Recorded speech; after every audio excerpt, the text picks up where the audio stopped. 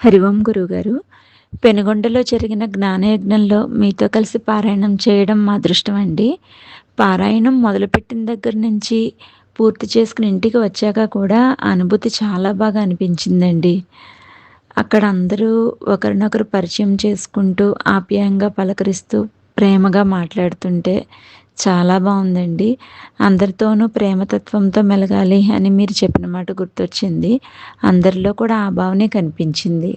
అందరూ కలిసి పారాయణం చేస్తుంటే నాకు కృష్ణుని మెడలో వైజయంతిమాల గురించి మీరు చెప్పిన విషయం గుర్తొచ్చిందండి. ఆ పువ్వులు స్వామి మెడలో మాలగా చేరినట్టు ఎక్కడెక్కడి నుండో వచ్చిన మేమందరం కూడా ఒక చోట చేరి అమ్మవారి సన్నిధిలో పారాయణం చేసే అవకాశం మాకు కలిగింది అంటే దానికి కారణం మీరే గురువుగారు. మీ సంకల్పం అంత బలమైందండి. పారాయణం మొదలైన దగ్గర నుంచి మళ్ళా తిరిగి నేను రాత్రికి ఇంటికి వచ్చేంత వరకు కూడా నాకసల బాహ్య విషయాలు, ప్రపంచ విషయాలు ఏమీ గుర్తుకు రాలేదు గురువుగారు. అసలు ఏ ఆలోచనలు లేవు. చాలా ప్రశాంతంగా ఉన్నాను నేను. పారాయణం జరుగుతున్నప్పుడు నేను మధ్యలో లెగిసి వెళ్ళవలసొచ్చిందండి. అక్కడ నా అవసరం ఉంది. అక్కడ చూసుకుని మళ్ళీ నేనొచ్చి పారాయణం చదివాను. కానీ ఇక్కడ చదివినప్పుడు గానీ, నేనక్కడికి వెళ్ళి మళ్ళీ వచ్చినప్పుడు కానీ నా మనసులో ఎటువంటి భావన ఏ మార్పు లేదు గురువుగారు. మనసుకి చాలా తేలిగ్గా అనిపించిందండి. అప్పుడనిపించింది.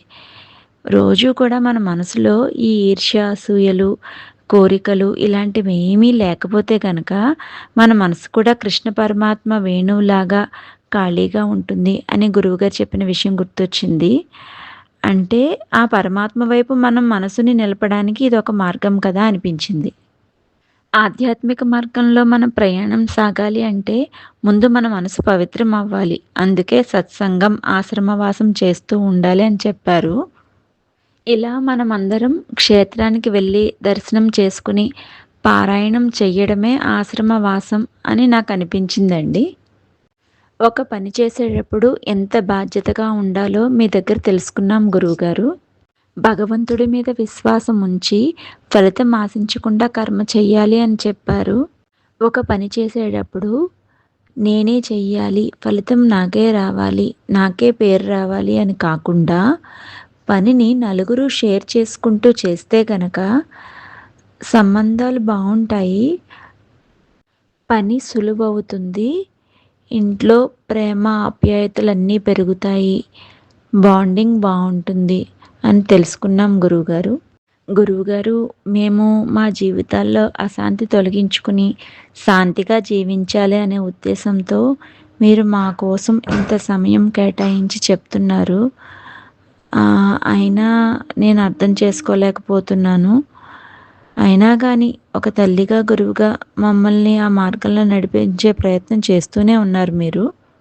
ఇంక నేనే ప్రపంచ విషయాల వైపు ఆసక్తి తగ్గించుకుని, పురుష ప్రయత్నంతో సాధన చేసి, విచారణ చేసుకుంటూ, నా మనసుని పవిత్రం చేసుకునే ప్రయత్నం చేయాలి గురువుగారు. మీరు సత్సంగంలో చెప్పే మాటలు, అలాగే మీరు చెప్పిన శ్లోకాల అర్థాలను శ్వేతపద్మ గారు యూట్యూబ్ చేసి ఒక నిధిలా దాచిపెట్టారు. అవి పదే పదే శ్రవణం చేయడం వల్ల ముందు విషయాలు తెలుసుకోగలుగుతున్నానండి. నాకు తెలిసినవి, నా మనసుకు అనిపించినవి షేర్ చేశాను గురువుగారు. ఇదంతా కూడా మీ సాంగత్యం దొరకడం వల్లే నేను తెలుసుకోగలుగుతున్నాను.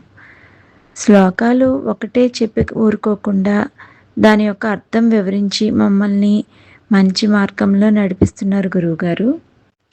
ఆ భగవంతుడు ఎల్లవేళలా మిమ్మల్ని, మీ కుటుంబాన్ని ఆశీర్వదించి ఆధ్యాత్మిక మార్గంలో మీరు అనుకున్న స్థితికి మిమ్మల్ని చేర్చాలని మనస్ఫూర్తిగా వేడుకుంటున్నాను గురువుగారు. అలాగే శ్వేతపద్మ గారికి ప్రత్యేక కృతజ్ఞతలు తెలుపుకుంటున్నానండి. అలాగే పారాయణానికి వచ్చిన సాధకులందరికీ కూడా హృదయపూర్వక ధన్యవాదాలండి.